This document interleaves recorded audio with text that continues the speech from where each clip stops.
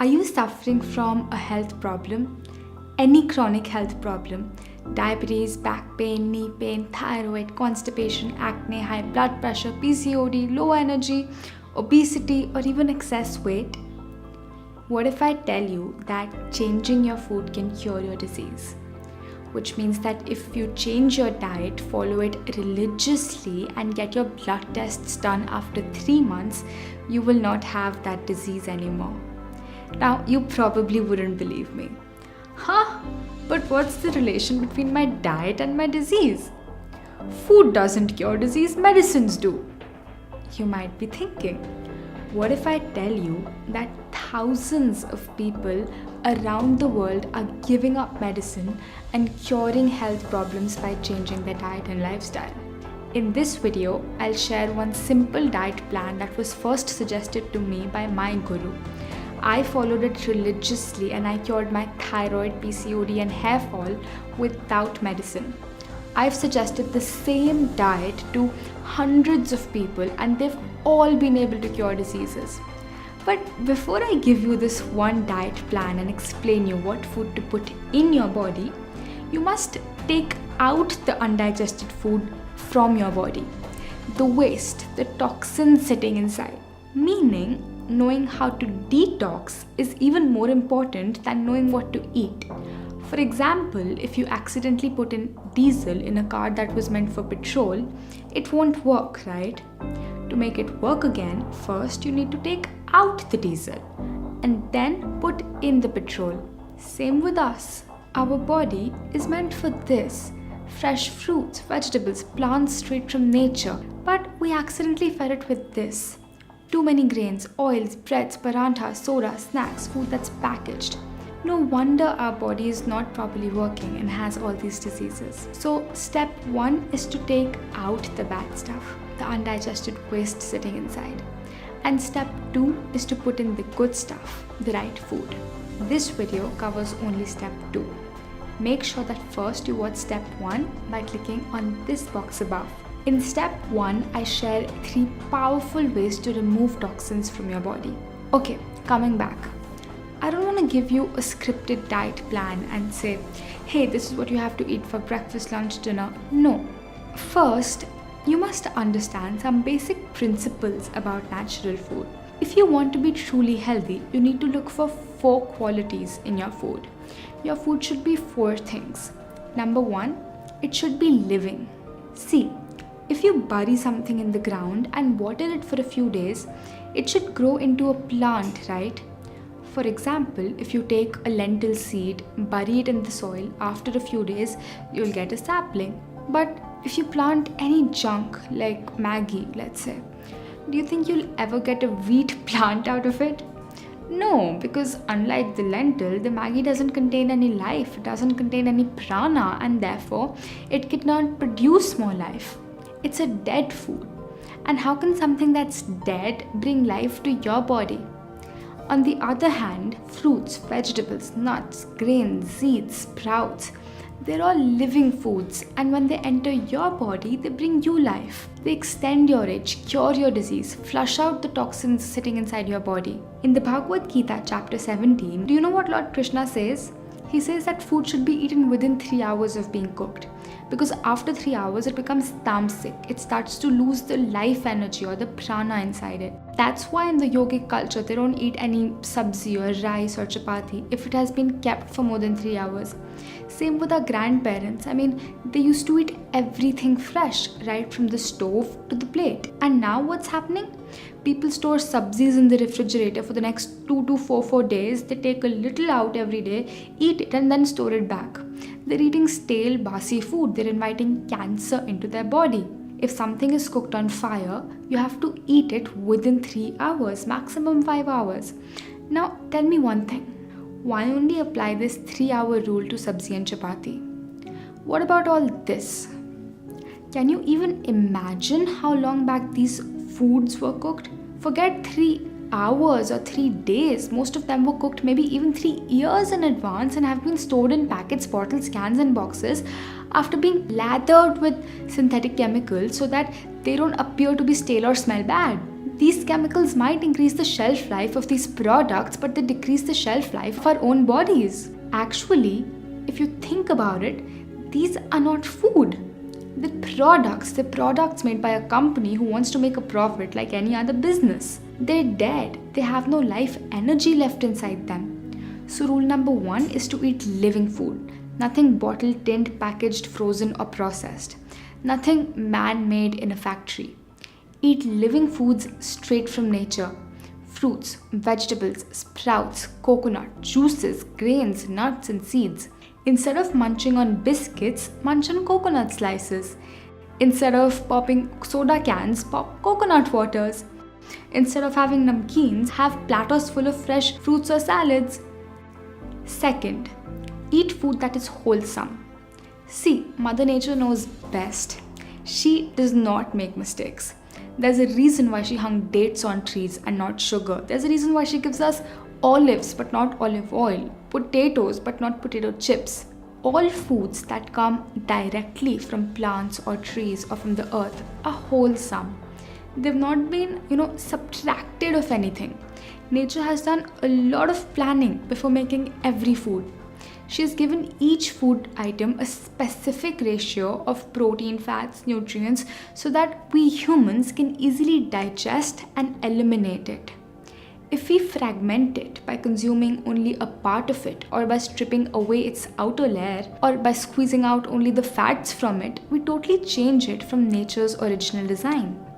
So for example, eat brown rice instead of white rice. Brown rice is wholesome, it's the real deal. When we remove the bran from it, it becomes white rice. The digestive mechanism of the rice lies in this outer bran that we so conveniently just decide to throw out. Eat dates or jaggery instead of sugar. Dates are wholesome, sugar is fragmented. Eat whole coconut instead of coconut oil. Eat the whole olive instead of olive oil. When eating wheat, eat only whole wheat along with the outer layer, or what we call choker in Hindi. Do not sieve it before making your chapatis. Third, eat food that comes from plants. No meat, fish or eggs. Nature has not designed our body to consume these animals. What should I do? I will create a separate video on this topic in the future. Your next question may be, what about milk and dairy? Look, as a substance, pure cow milk is very good. But the problem is that milk that we're getting today is actually not even milk. What we get in these Tetra packs is a white liquid made of milk powder, urea and dangerous chemicals. Do you know that the World Health Organization has warned the Indian government that milk today has become so contaminated that if we continue drinking it, by 2025, 87% of India will be suffering from serious diseases like cancer. And this was in the Economic Times recently. In the description of this video, I've linked a video showing how detergents like Easy and urea is used in this milk to make it store for longer and to make it thicker. Now, even if you get the purest form of cow milk straight from your farm, straight from your own cow, even then you cannot digest it if you're suffering from a disease or if you want to lose weight. Pure cow milk is very good for athletes or small children whose height is growing, but not for us who spend 8 hours a day in front of a computer screen. We simply cannot digest it because it's a very, very heavy food by nature. 1 glass of milk is a complete meal on its own. Good news is that there's a substitute which can give you all the same nutrients, protein and calcium. Difference is that your body can actually digest and absorb it. Do you know what it is? It's coconut milk. Coconut is one of the best foods on earth. There's a reason it's called Shrifal in Sanskrit. And there's a reason why every birth, every marriage, every auspicious occasion in India starts with the breaking of a coconut. Always make your coconut milk at your own home. It's very easy. The links for all the recipes are given in the YouTube description below. Fourth, your food should be water rich. See, there's 2 kinds of foods, water rich and water poor. Water-rich foods include fruits such as watermelon, papaya, grapes, oranges, juicy vegetables like tomatoes, cucumber, leafy greens, bottle gourd. Water-poor foods include grains, rice, wheat, chapati, dal, nuts, seeds, and starchy vegetables like potatoes. See, if you put it in a juicer and a lot of juice comes out of it, then you know that it's water rich. Have you ever put a chapati or rice in the juicer? No, because you know that there's no juice in it. It's a water poor food. Now, 70% of your body is water and 30% is, solid, bones, muscles and mass. So naturally, 70% of your diet should be composed of water-rich food, juices, fruits, vegetables, and 30% of your diet should consist of water-poor food, grains, cereals, nuts and seeds. Funnily enough, most of us eat in the exact opposite ratio. We eat grains thrice a day and as a result we're drying up. So in summary, number 1, eat living foods. Eat foods that come straight from the farm to your kitchen. It should not go to a factory in between. Number 2, eat wholesome food, means original food. Brown rice instead of white rice. Dates or jaggery instead of sugar. Whole coconut and olives instead of their oils. Number 3, eat plant-based food. Strictly no meat, fish or eggs. Instead of animal milk, have coconut milk. Number 4, eat 70% water-rich food. Okay, now let's move on to the diet plan. We suggest having 5 main meals in a day. A morning detox juice, breakfast, lunch, mid-meal and dinner. The timings that I give in this video are those that are generally suitable for most people, but feel free to adjust them according to your routine and your schedule. Let's start with the morning detox juice, which you can have a little after waking up in the morning, let's say 8 a.m. For this, we recommend the juice of a very, very special vegetable. When this vegetable enters your body, it starts to suck in all the toxins. It's like a sponge. And when it exits your body, it carries with it all the accumulated toxins and the garbage sitting inside. It is the best thing you can drink for weight loss and for clearing up your skin. It's light green from the outside and white from the inside. Do you know what it's called? It's called ash guard in English and safed petha in Hindi. Simply cut it, peel off the skin, take out the seeds and juice it. Drink 1 full glass of this juice without adding any lemon or salt. If you want, you can mix it with 50% of coconut water. And don't worry at all, it doesn't taste bad or bitter. It's actually just bland. It has almost no taste. In case ashgard juice is not available, drink 1 glass of coconut water. In case even coconut water is not available in your country or your region, drink the juice of any vegetable, for example bottle gourd or ghia or celery or cucumber. Then, till about the next 2 hours, eat nothing because the ashgard juice is doing its work inside your body and you don't want to interrupt the cleaning by eating something. At about 10 a.m., it's time for breakfast. For breakfast, you can have a big bowl of fresh seasonal fruits. Can be any fruit you like, preferably water-rich fruits. So avoid bananas. You can eat any combination of fruits that you like. Eat fruits that are always local to your country. Always eat seasonal and regional. If you wish, you can grate some fresh coconut from the top. Then comes time for lunch at about 1 p.m. This is when you can have your grain meal, chapati and sabzi. The chapati that we suggest is a special chapati. It's much more easier to digest. Instead of using 100% wheat flour, it's made of 50% wheat flour and 50% vegetable. So you can make any vegetable chapati, cucumber chapati, beetroot chapati, spinach chapati, bottle gourd chapati, carrot chapati. So this way, even if you're eating 2 chapatis, the grain or the wheat of only 1 chapati is going inside your body. But this doesn't mean that you start eating double the number of chapatis. Eat just as many as you were before. I've made a video showing exactly how to make this kind of chapati. Please watch it by clicking on this box. With chapati comes sabzi. The sabzi that we recommend is also very different. Instead of using oil, we use fresh grated coconut. And instead of using spicy masalas, we use fresh herbs. Watch the method of making sabzi by clicking on this box above. By the way, I've also given the links of all of these videos that I'm mentioning of sabzi and chapati in the description box below. If you eat 1 chapati, have 2 bowls of sabzi. If you eat 2 chapatis, have 4 bowls of sabzi. The idea is to eat more and more of vegetables and less of grains. Once or twice a week, you can also have brown rice instead of chapati. Now, even when you're eating brown rice, if you have 1 bowl of brown rice, have 2 bowls of sabzi. When you eat grains alone, it is very difficult for your body to digest them. But by mixing grains with vegetables, it makes them easier to digest and eliminate from your body. So no dal roti, instead have sabzi roti. No dal rice, instead have sabzi rice. No rajma, no chana, at least till you get completely cured and reach your ideal weight. See, it's not like dal, which is lentils, is wrong. It's not like rajma is wrong. It's just that in our modern lifestyles where we spend most of the day sitting down and work out for just 1 hour a day, we cannot digest it. Our grandparents could easily digest it because they didn't have laptops or mobile phones. They used to walk everywhere and they used to work hard in the sun in their farms for 6 to 8 hours a day. So they could afford to eat a lot of grain.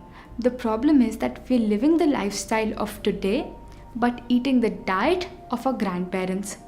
And that's why we're falling so diseased as a society. So, back to the meal plan. You might need a mid-meal between your lunch and your dinner.